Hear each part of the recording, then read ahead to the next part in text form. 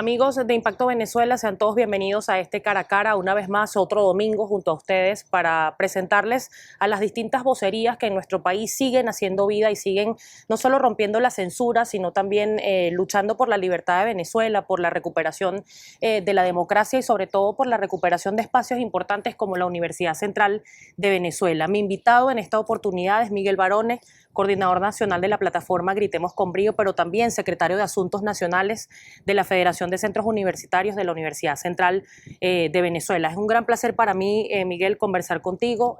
Lo hemos hecho en varias oportunidades y lamentablemente, debo decirlo, para la UCB no ha cambiado mucho el panorama, pero hay algo que rescatar y es que ustedes han entendido que tienen que permanecer en estos espacios para recuperarlos. ¿Cómo ves la academia en este momento tan particular donde además se ha anunciado el reinicio de clases por internet en un país donde la conexión es terrible y donde los principales servicios pues tampoco funcionan? Bienvenido. Gracias, Estenis, por la oportunidad y bueno, a todo el equipo de trabajo de ustedes en Impacto Venezuela. La realidad de lo que está pasando en la Universidad Central de Venezuela es dramático. Lo venimos anunciando hace muchísimo tiempo, no es algo nuevo. La tragedia infraestructural que vive nuestra universidad, que estamos al borde del cierre técnico porque no tenemos un presupuesto apto para nuestro funcionamiento. Todo esto son, por supuesto, políticas del régimen de Maduro y antes también lo hacía el régimen o el gobierno de Chávez, para asfixiar a la universidad, para callar un espacio de pensamiento crítico y por sobre todas las cosas un espacio de nuevas generaciones con nuevos pensamientos que le cambiasen la cara a Venezuela. A eso le han temido y le temerán toda la vida regímenes como el de ellos. La situación pues obviamente no solamente es que está empeorando todavía más durante la cuarentena, porque al final no estamos acá, no estamos ocupando espacios, se deteriora nuestro espacio físico, no existe la posibilidad que se movilicen los distintos trabajadores de la universidad en materia de mantenimiento. Son 170 personas, las cuales solamente se pueden movilizar 7, incluso durante las semanas de flexibilización. Por el tema de la gasolina no hay para poder utilizar el tema de la poda de los espacios.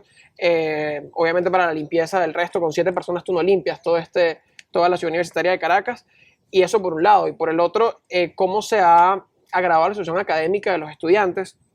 Es imposible hablar de un semestre a distancia en las condiciones en las que se encuentra el país. No solamente lo hablo como dirigente y representante estudiantil de la Universidad Central de Venezuela, sino que en mi rol como coordinador nacional de Gritemos con Brío he tenido la oportunidad de hablar con varios otros representantes estudiantiles de las distintas universidades autónomas del país y la realidad es la misma. Estamos hablando de que entre nada y casi nada se ha logrado avanzar con el semestre a distancia por los problemas de conectividad. Y si nosotros acá en Caracas tenemos una cierta estabilidad de los servicios básicos, ¿cómo lo viven en el interior?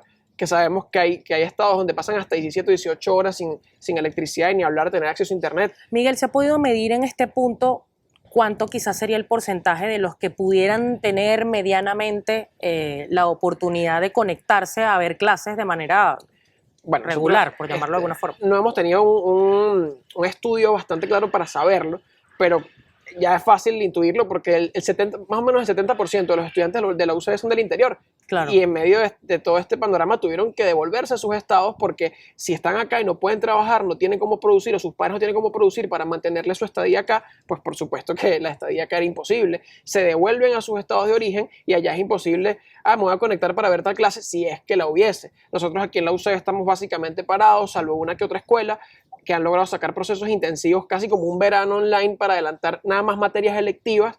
Igualito se ve el tamaño de la tragedia, incluso de la cantidad de gente que no puede ver las clases. Por ejemplo, mi escuela hizo un pequeño intensivo de 4 o 5 semanas de materias electivas online, que tuvo muchísimos problemas porque la modalidad por internet que no hay en el país, y por supuesto todos los que están en el interior que ni siquiera tienen acceso a la electricidad, si la clase era por Zoom o por Google Meet y no queda grabada, no la viste. Entonces ya esos son unos agravantes que al final hacen que quizás habrán inscrito 300 estudiantes más o menos de la Escuela de Estudios Políticos en este intensivo, y yo no creo que más de 200 la hayan terminado de forma completa. Entonces esa tragedia que estamos viviendo en la universidad, que ya de por sí, cuando estamos, se nos cae a pedazos, se nos caen los techos encima, no tenemos una infraestructura amplia, los profesores con un salario de hambre, que no tenemos ya la calidad de educación que nosotros desearíamos y que tenemos que luchar por recuperar. Pues obviamente con la pandemia se ha vuelto cada vez peor. ¿Qué le han dicho? ¿Ustedes han tenido algún tipo de conexión con la nueva administración del Ministerio de Educación Universitaria por ejemplo, para tener servicios básicos como la electricidad y como el agua, que ha sido también cuesta arriba en los últimos años? Bueno, nosotros personalmente como movimiento estudiantil no hemos tenido ningún acercamiento con el ministerio. Personalmente ninguno de nosotros ha hablado con el ministro. Los acercamientos que han ocurrido con el ministro han sido por un tema de que, claro, hay una coacción de o te sientas conmigo, no te doy la plata para el presupuesto. Sabemos que nuestras autoridades universitarias pues, han tenido que conversar, pero todo se queda en bla, bla, bla, todo se queda en si te lo voy a dar o si vamos a apoyar, que no es porque ay, qué bueno, es que van a ayudar a la universidad, es que es su deber. Porque la universidad depende del Estado, lamentablemente depende del Estado, y tenemos que avanzar pronto en un modelo de universidad que por supuesto sea sustentable, que por supuesto ya deje de ser dependiente del Estado, pero es algo que nosotros tenemos que ir construyendo de generación en generación. Pero si en la actualidad dependemos del Estado, no hay que agradecerle por el hecho de que nos dé un presupuesto para mantener la universidad viva. No hay por qué agradecerle que dé un presupuesto para arreglarlo del techo de nuestro corredor de tierra de nadie, que todavía está caído, y lo único que se solucionó fue ponerle una reja para que la gente no pasara. Entonces eso se va a quedar así. Siempre es un tema de que siempre que hay un acercamiento, si nosotros vamos a ayudar y no ayudan en nada. Y por eso es que nosotros desde el movimiento estudiantil no nos hemos prestado para nada en tener este tipo de conversaciones con ellos. A nivel de autocrítica, Miguel, ¿qué se puede corregir pasando desde las autoridades de la Universidad Central de Venezuela, pero también como movimiento estudiantil y como los estudiantes que hacen vida acá? Porque quizás el mismo tema país, que nos agobia a todos además, hace que tú pierdas el sentido de pertenencia o que digas, mira, no hay solución, se acabó la universidad, yo no lo puedo evitar. Claro. Pero a nivel de autocrítica, ¿qué crees tú que ha faltado para hacer un poco más de resistencia y para evitar pues que lamentablemente la bota de un régimen siga afectándolos en su educación? Yo creo que el espacio más grande de autocrítica que yo podría darnos desde las autoridades, y no solo hasta el movimiento estudiantil, sino hasta los mismos estudiantes que no tienen ninguna afiliación con el movimiento estudiantil o no hacen vida política activa, ha sido, primero, la apatía nos ha vencido en muchos espacios, y eso hay que reconocerlo, porque simplemente cuando nos ha costado a nosotros como movimiento estudiantil levantar a la comunidad estudiantil, ha sido porque les venció la apatía en medio de obvias razones, porque claro, todo el mundo tiene muchas razones para preocuparse en qué va a llevar a comer, qué va a llevar hoy a comer a su casa, con qué voy a ayudar a mi mamá con sus exámenes médicos. Ese tipo de preocupaciones son las que alejan al estudiante de, bueno, sí, yo voy a salir a protestar o yo voy a formar parte de del movimiento político que conforma el movimiento estudiantil para hacerle frente al régimen. Es muy complicado. Y más allá de que nos hemos dejado vencer por la apatía, creo que la falta de comunicación entre todas las partes ha sido clave. Yo creo que si algo nos hubiese ayudado en muchísimas etapas del movimiento estudiantil y cumplir con nuestras metas, hubiese sido, por supuesto, el tema de la comunicación más fluida entre autoridades, estudiantes, movimiento estudiantil, que estuviésemos todos cónsonos en una misma ruta. ¿Cuál fue la traba, según tu criterio? Bueno, yo creo que simplemente hay, yo no diría que intereses encontrados, porque creo que al final el interés que tiene que prevalecer es el de la defensa y que la universidad siga en pie, que es lo que más nos interesa a nosotros. Pero creo que la principal traba siempre va a ser el tema de que no hay respeto entre las opiniones de los otros, y creo que es algo mutuo. Nosotros no respetamos muchas veces las opiniones de otros, otros no respetan las opiniones de nosotros. Creo que es un tema que tenemos que generar autocrítica y que por supuesto nos ayude a avanzar.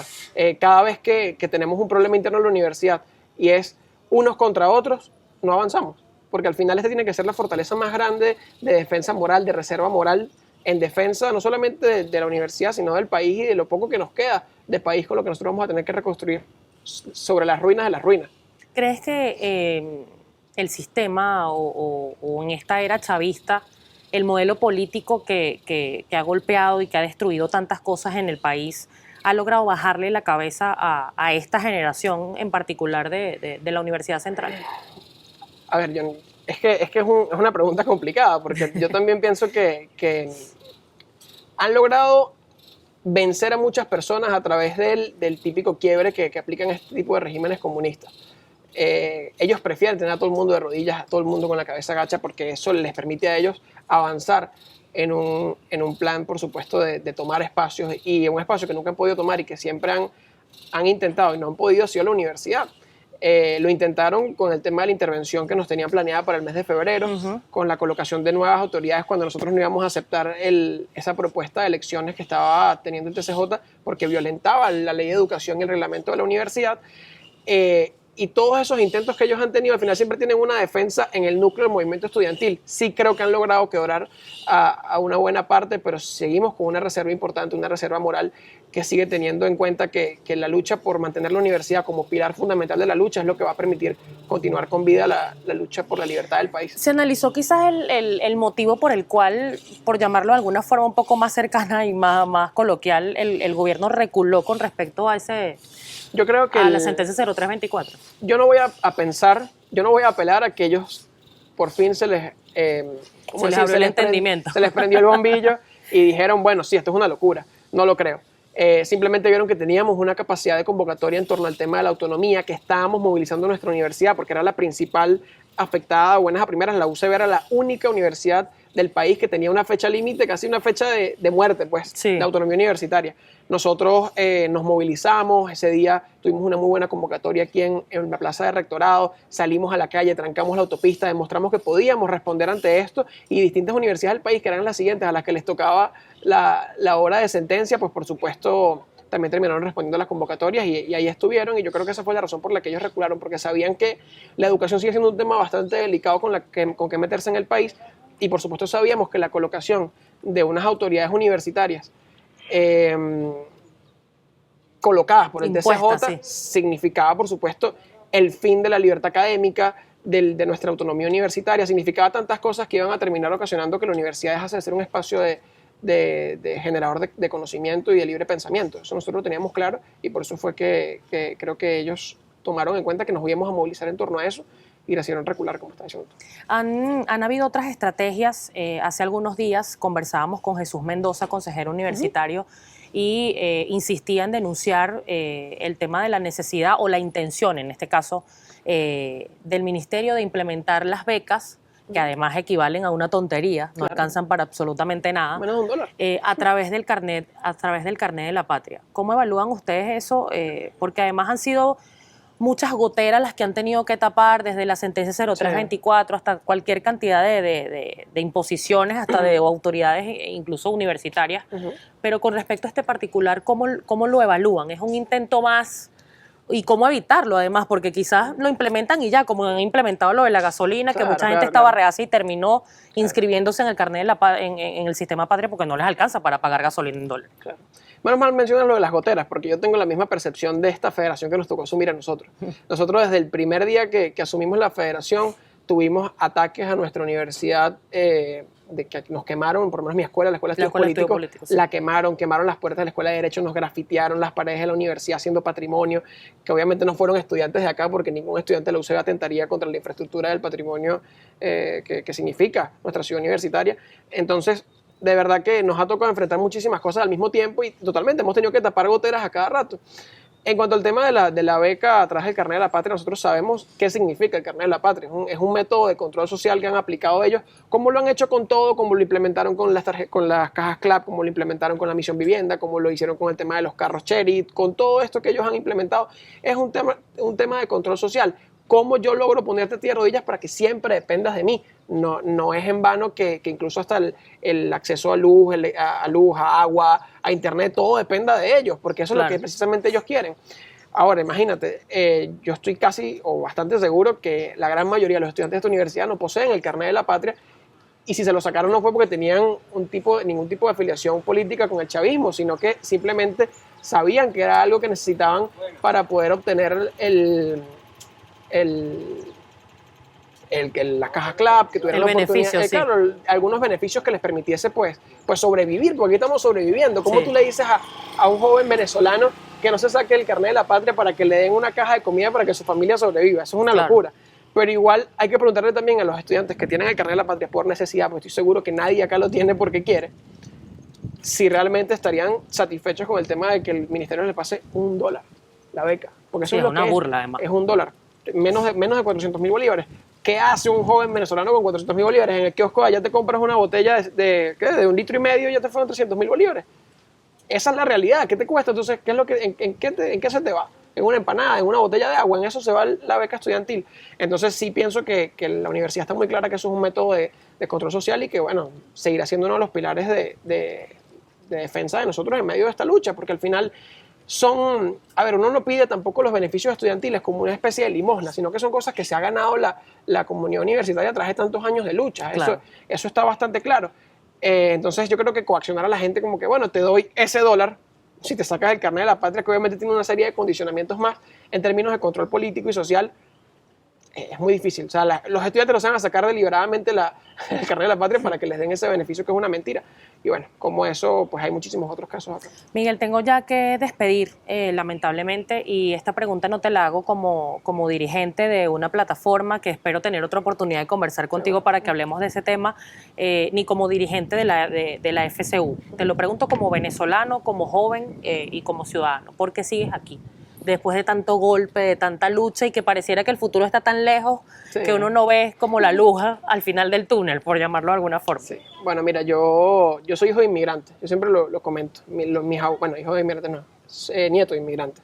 Mis abuelos vinieron con una mano adelante y una mano atrás, pensando en darle una calidad de vida a su familia en un país que era pujante, en un país que tenía y le brindaba oportunidades a quienes llegaban y obviamente, por supuesto, a los venezolanos. Y yo pienso que al final a mí me molestaría mucho tener que irme de mi país o que mis padres se fueran del país por esta situación.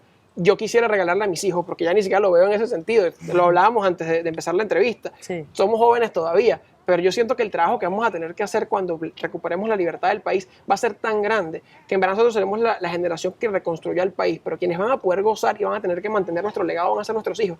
¿Qué me encantaría más a mí que regalarle a mis hijos el país de oportunidades que yo no viví?